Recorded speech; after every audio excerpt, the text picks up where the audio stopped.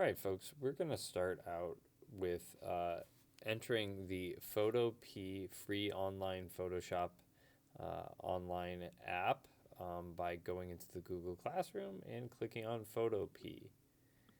Can also be accessed really easily by going to photopea.com and Photopea as in PEA, the food.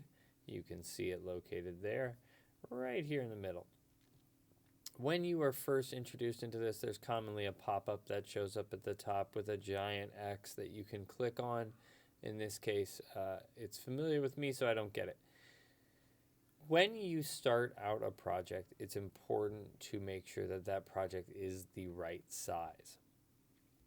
The best way to do that is by clicking New Project, and you'll get this pop-up. They have a lot of templates over here, none of which will be things that we use. We do want to give our project a name to start with, and in this case, our name located in this section right here is going to be your last name dash hybrid 1.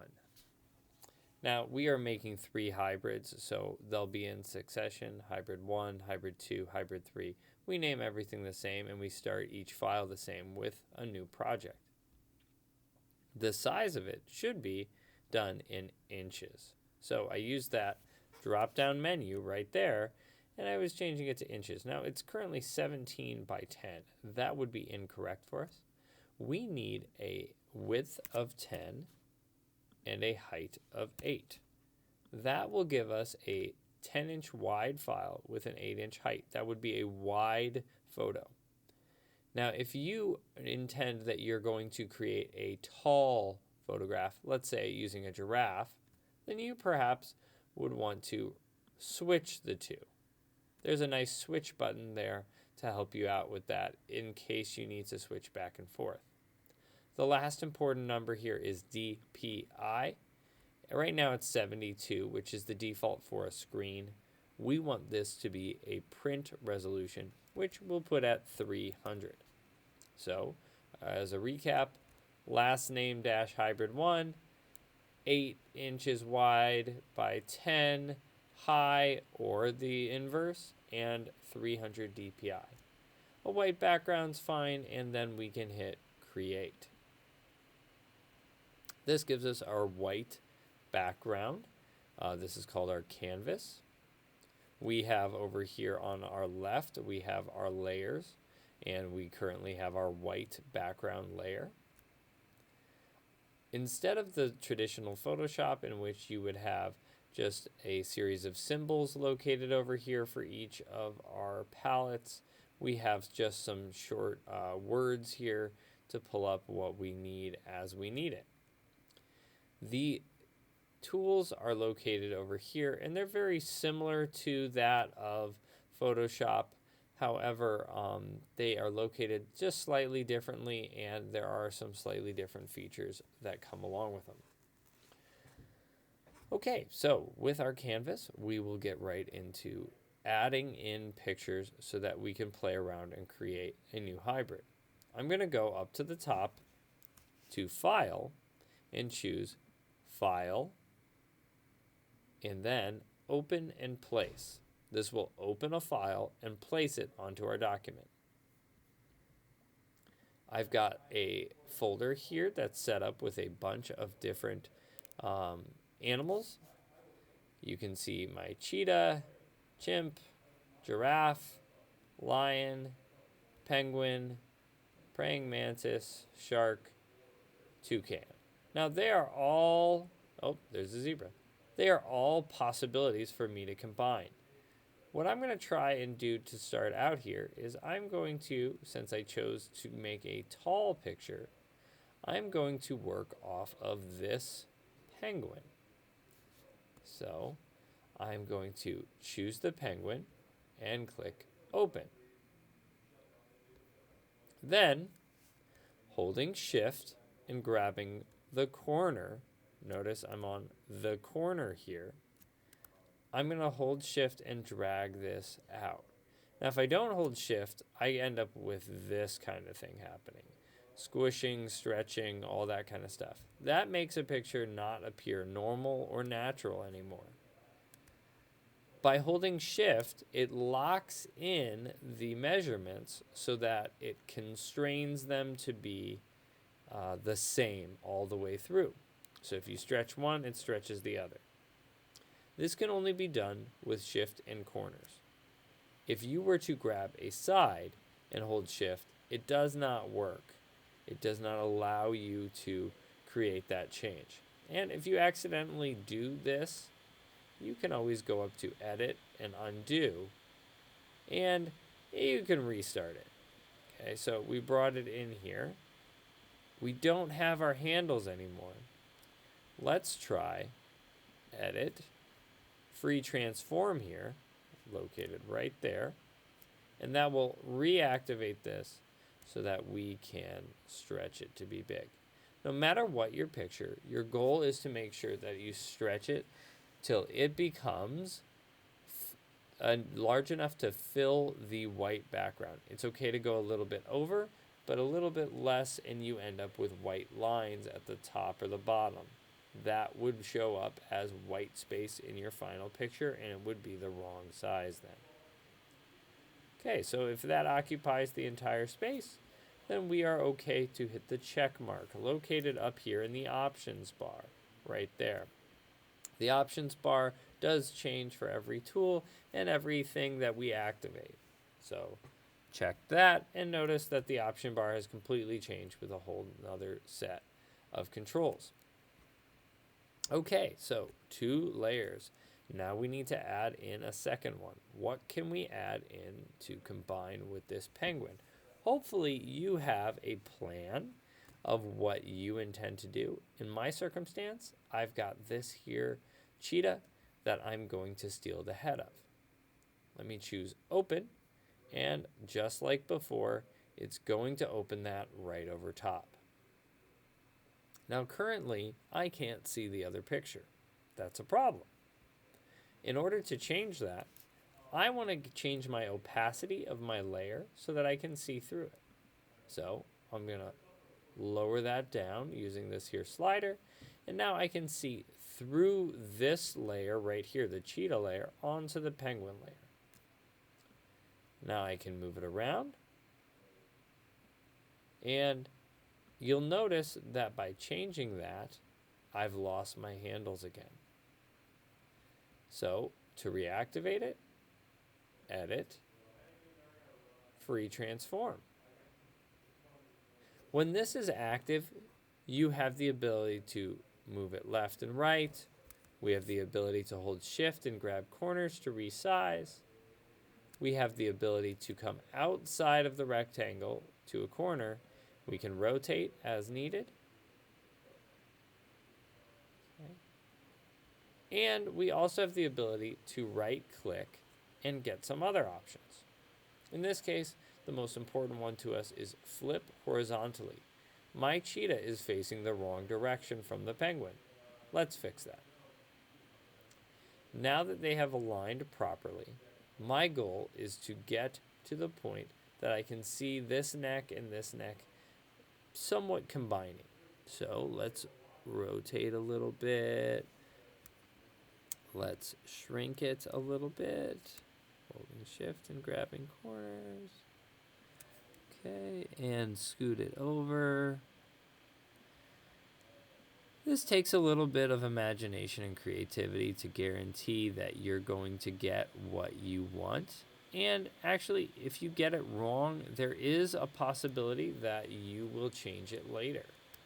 So I'm just going to play with this a little bit more until I feel like it's going to work for me. So I'm feeling pretty good about this, just there. Okay. And I'm going to take the opacity and turn it all the way back up. Now, you'll notice my handles have gone away, just like if I had hit the check mark that was up at the top, and now I'm good to go. It's been placed. Now, I'm going to combine the two together. In order to get this picture to show through to this picture, I have to cut out what I need and do a process called masking. First rule of masking is that you always need to start with some form of a selection. Technically, there are some exceptions to that, but in this circumstance, we aren't going to explore any of those. You'll notice I just got closer. I like to use key commands like command minus and plus to zoom in and out. That's a really great way to get around. So is the magnifying glass. It's located down here at the bottom and allows you to zoom in and out. If you're wondering how to zoom out, well, there's a button right up here, the minus, and you can use that from the options bar to zoom out. You can also fit to the area. There's a lot of controls here that are really handy. There's a hand that lets you move around, moving the canvas however it is when you're zoomed in. So if I need to, plus, zoom, zoom, zoom, if I'm here and I need to scoot around, I can use the hand to help me do that. Okay, zoomed in, I'm going to use a new tool. Let's take a look over here. We have our move tool, we have some selection tools here, and there's this one that has this little peanut in it or something like that, the object selection tool. This one is really great at selecting objects just the way it says. And the way it operates is by drawing a box over top of the thing that you want to grab. You want to have that crosshair right in the center of your object. When you do that, it does a good job at getting roughly what it is that you want. It does not do a great job. So it's a great starting point, and then we can add on. So I'm going to click and hold over here again onto these tools, and I'm going to choose the quick selection tool. It's very similar, but in this case, it is an individually paintable option so that we can come through here and paint. You may have lost my cursor at the moment. It's actually this tiny circle that floats. You'll recognize it on your screen. Let me zoom on in here. I'm going to use my key command so that it doesn't take very long. Okay. And I am going to add onto my selection by painting onto here. Oh wait, it says smart object must be rasterized first. That's what this symbol is right here. This little weird stack of squares. That indicates that this file is still attached to its original. So it's just kind of a file linking system. It has to be severed for us to mess with the actual pixels of the picture. So we're going to hit OK to that. All right, continuing on. Adding on to my selection here involves painting through the cheetah's face. You'll notice that my selection just disappeared. Let's find out why. Zooming back out, it's because when I started to use it, it found the entire picture and selected it. That is not at all what I wanted. This takes a little bit of training. So we have the selection option right up here for minus from the selection. Oops, sorry. Clicking this minus allows us to paint in areas that we are saying we do not want to have selected. Sorry, I'm having a bit of a difficulty here. Let's find that again. We are on the quick selection tool. We are on minus, and we're having some irregular things happening. Okay. Let's go ahead and undo. There we go. We're back to the same spot I was last time. Let's try that again. Let's try painting through, and we have the whole thing selected. It got all selected again. Let's see if we can subtract. Now it's working. Occasionally glitches will happen. This is a web-based program. It does have a little bit of a lag because of the amount of processing power that it takes. So if you notice, your computer might work a little bit hard. Okay, I just painted through all the areas I didn't want with that minus brush. Let me get the plus brush back, and let me tap on this tooth here. Okay. You may not get exactly perfect. This isn't the same precision tool that we would have in Photoshop, but when we're making do, it does a pretty good job. So sometimes you got to train it back and forth, what it is you want. Add a little here, subtract a little there. Now, I just got the whole cheetah, which you're probably thinking, well, he just needed the head, not the whole thing. I'm going to be a little bit more clever about this and use all the skills that I have. So I have my cheetah. It's been selected. How do I cut it out? Some of you are going to think to go to edit, cut, copy, something like that. Some of you are going to think select the background and delete it. None of those options are really the cleverest way to go because they are permanent. So we're going to do something that we can flex on and change multiple times. So we have our selection, just like I said. We are on the layer that we have selected. And now at the bottom, right down here at the bottom of layers, there is a piece of paper with a hole in it. That is the one that we want to use. It's called a mask, a layer mask. And when I click on it, it actually cuts out the picture exactly along my selection. Really handy, really nice work. But it is not permanent. That is the best thing about this. So if we need to make a change, we can make it on the fly very quickly. So let me show you exactly what's happening here.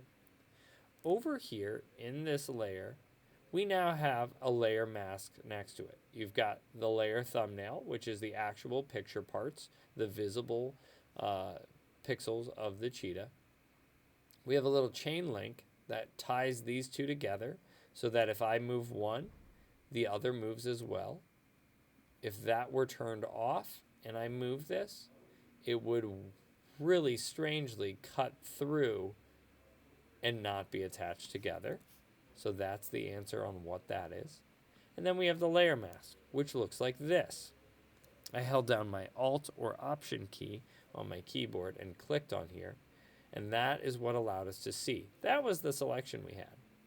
White areas show through on a layer mask. Black areas don't at all. So that means if I were to paint through an area on this with black, you would notice it would be missing in my picture. So let me just grab a paintbrush from over here and let's make it a nice and big paintbrush, but a nice and soft one.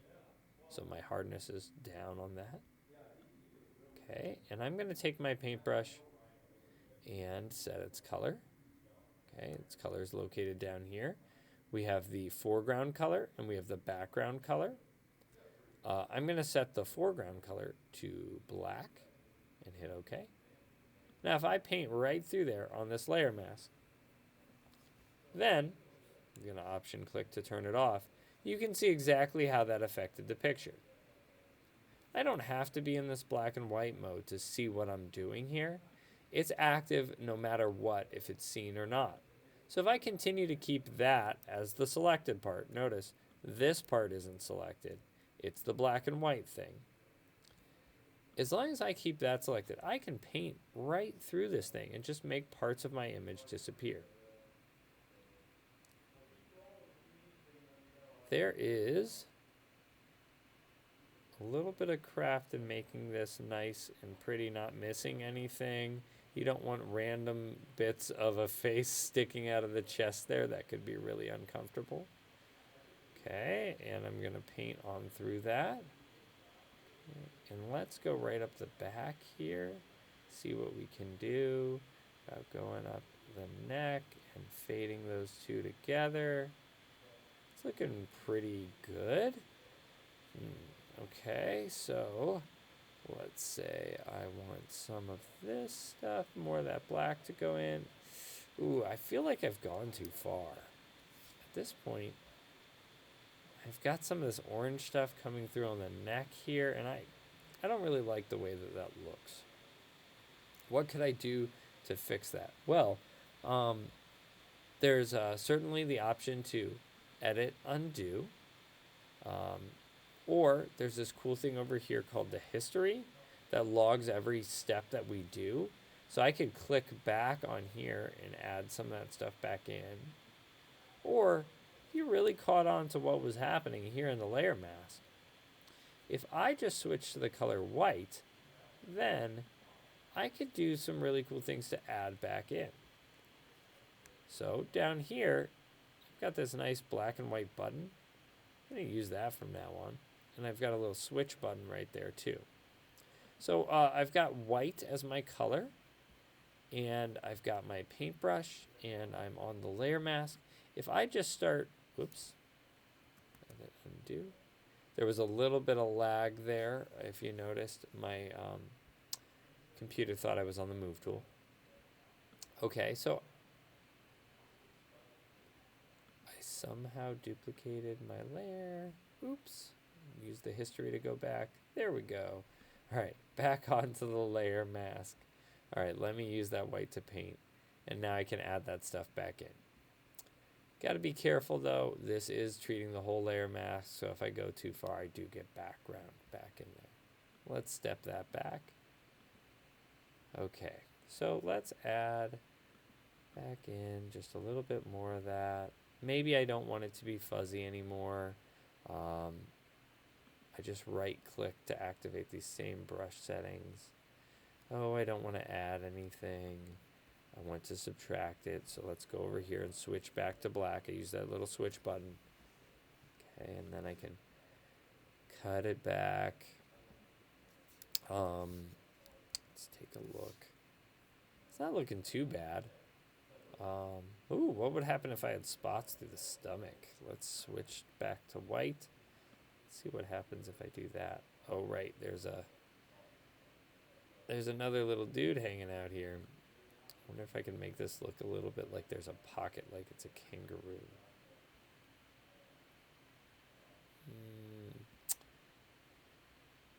That's a real weird organism right there.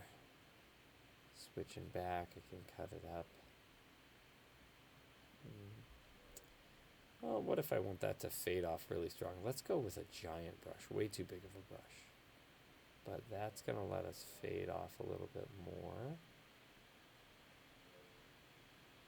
Okay. Even more so, we've got these option controls up here. Let's try and use the opacity of the brush. Like the layer had opacity over here. We can actually make the brush's strength, its opacity, actually turn down. So now, same thing, less strong. We get a fade off there. That's pretty cool. Okay, so that's roughly combined. Not too shabby on that combo. I'm going to leave it at that point for right now and address a different problem. So I'm sure you've noticed there's a beak sticking out from behind the head here. That cannot be there. There's no way we can use that. That beak is located right here on the penguin layer. So I have to change what layer I have selected in order to do this next maneuver. Let's go to the penguin layer. Now that it's active, it's shown highlighted there, I'm going to try and remove this section of the beak. Options for doing that include making a selection of the area. Let's just try this rectangular. Whoops, sorry. Let's try this rectangular selection tool. Let's just make a selection. That could be a nice crude selection, really fast and easy. It's got, the beak in it, plus a little bit more, plus a bit of the snout. But we don't really have to worry too much about the fact that it's showing over the cheetah. We're really not affecting it. It's not a selected layer. What we can do now is we can actually fill this area using some AI features. Let's try Edit, Fill. Our fill is going to be using content aware. That's our AI. All right, that's our artificial intelligence. It's going to look at what's around and do its best to fill the area. So let's try that. Okay. Smart object needs to be rasterized. Huh. But this time, when I hit the button, it's not doing it for me. It's not offering me that option. Let's come over here, right-click on the layer, and rasterize it. That has turned it into pixels. We can hit OK. Oh, wait. I didn't close this thing before I did it. Let's try it now. Rasterize, that symbol went away. And now, edit, fill, content aware, OK.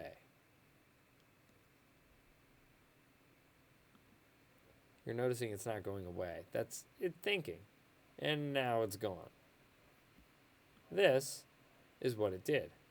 It took the previous little bit there of beak and made it entirely disappear. Cool.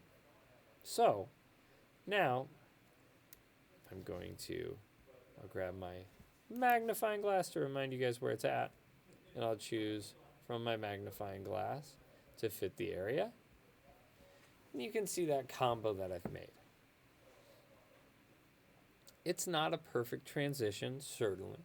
It could take more work and spending more time, especially cleaning up along the face here. You can continue to paint onto this this layer mask to clean it up and make it better. You can even get in there real tiny with a brush and clean it up. You can also click on the layer itself, not the layer mask, and do some other changes. These changes involve color and lighting and all the wonderful features of Photoshop. So let me try and see what I can do to make this match better. Let's take this here, cheetah, and make it white like it is on the penguin and see what that looks like, if that's possible. We are going to use a technique called image, adjustments, hue, and saturation. From that menu bar, you get a lot of options under this adjustments. When you click on hue and saturation, it brings up this thing. Hue is color, saturation is its intensity, and lightness is, well, its lightness. If you take the saturation and bring it down, you essentially make a black and white picture. If I'm careful about how far I go, you can see it's starting to blend a bit into the whiteness of the penguin. However, this seems to have a blue cast, so let's see what we can do about changing the hue, which is changing its color. Perhaps if I find the right area on the spectrum here, I can create something that looks pretty true to what's happening on the penguin. Maybe I need to cool it down. Somewhere in there, I can probably find a happy medium. That's probably going to be good right there. Now, what's the value of lightness? It usually isn't very valuable at all. It has a tendency to gray out things, or to, while lifting up the lights, gray out the blacks. So, I often don't touch that one at all.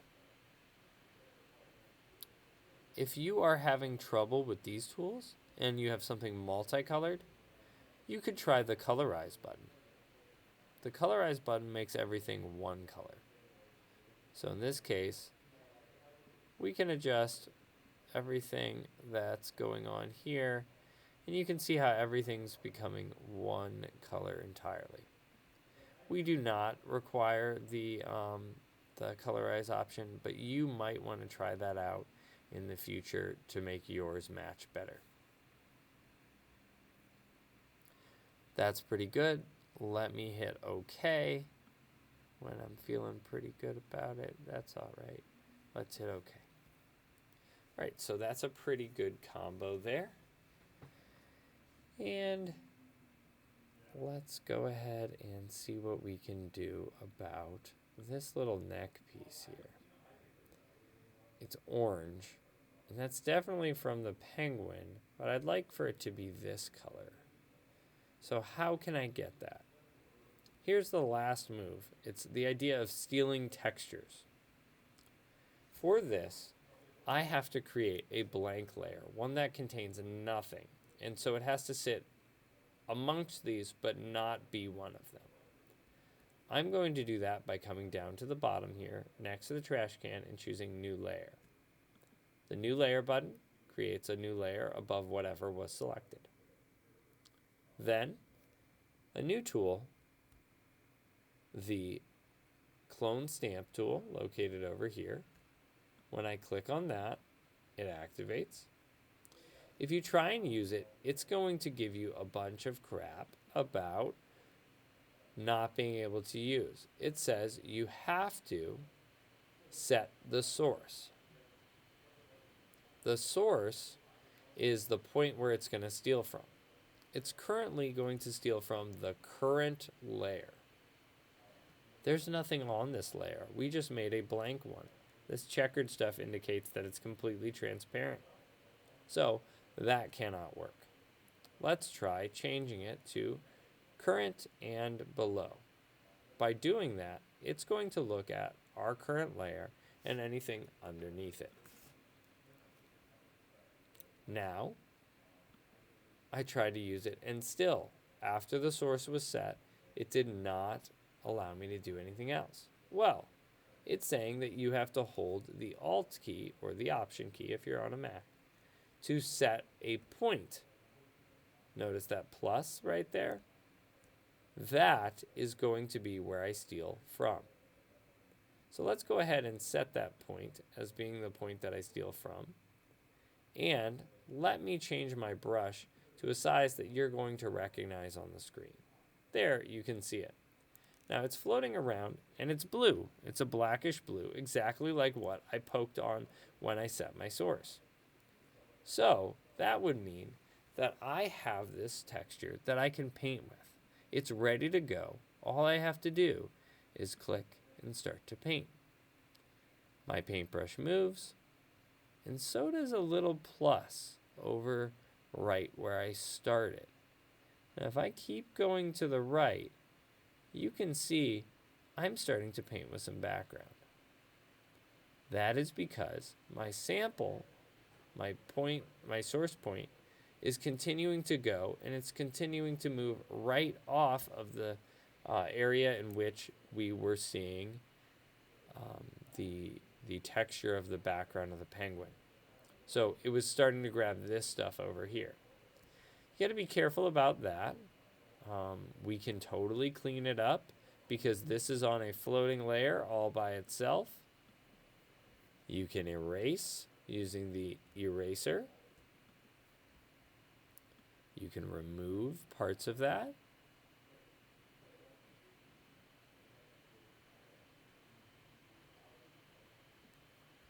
And you can continue to add on to it by using the exact same tool continually over and over again.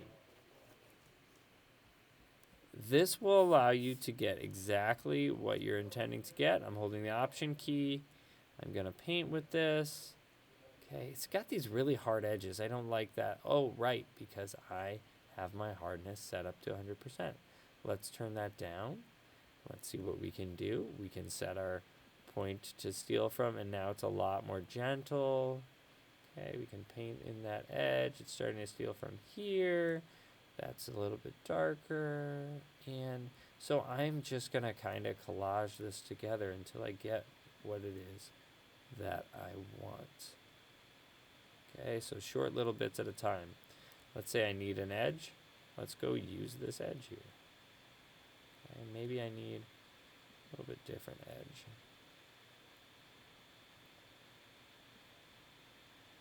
There we go. And now that looks fairly good. Let's zoom out here. That's a pretty darn good penguin cheetah hybrid. Obviously not perfect, so much more I could do to make this even more exquisite, but that's pretty darn good. So let's stop at this point here. We've matched the lighting, we've matched the color, we've matched the arrangement of the head and its position and its size. That's pretty darn good. So let's go ahead and save this thing. So it's important to save pretty frequently. We're going to choose Save as PSD. It needs to be saved into your computer. So in this case, I'm going to put it back in the same folder that I got all my pictures from. So last name -hybrid1, same name we gave it at the beginning. That's what shows up. It's an Adobe Photoshop document. I can hit save. And there we go. It has been saved. All right. Now, if I wanted to, I can now close out of that. And oops, there was more maybe that I wanted to do. I wasn't done, but I ran out of time. Let's go ahead and open it back up. Open it from the computer. And right back in my test folder, I can see it amongst all the other files. I've got my JPEGs. There's only one PSD Photoshop document. When you click on it and choose open, it's going to process, and there we go. We have everything plus our layers. We still have the ability to mess with what we have here. So that completes our major tutorial.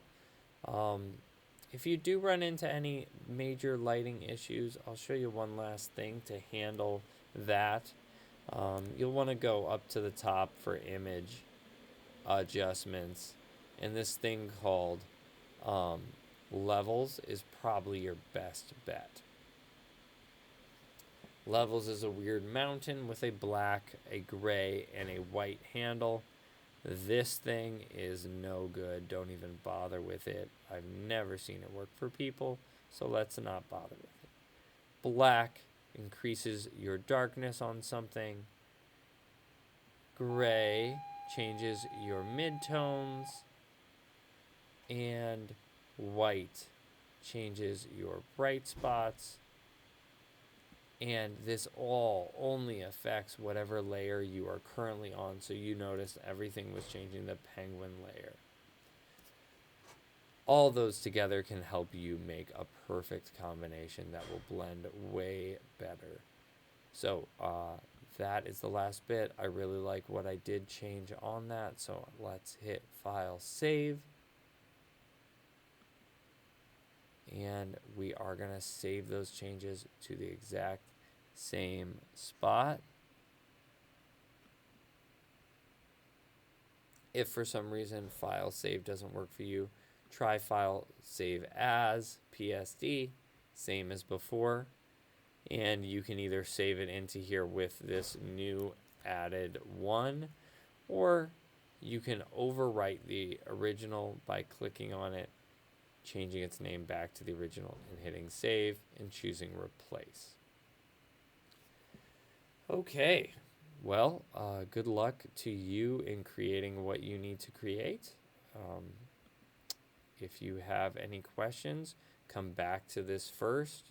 There are also some tutorials that are located on the Learn button up here, which will take you to a whole new page about learning how to do some things inside of this program. Though it's not the same as Photoshop, it does have a lot of the same abilities. So do your best to create something convincing. All right.